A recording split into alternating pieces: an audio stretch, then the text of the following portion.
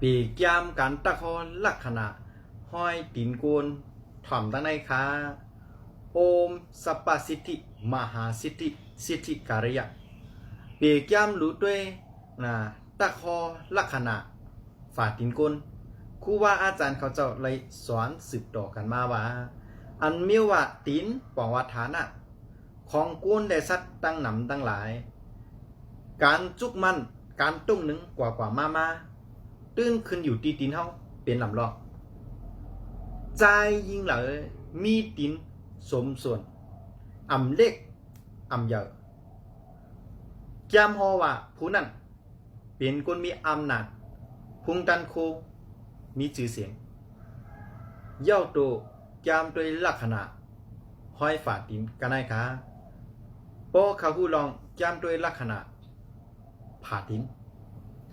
ที่อาจารย์ลาดมาทั้งหมดจ้างเตะเข้ากลุ่มมาเลยเขา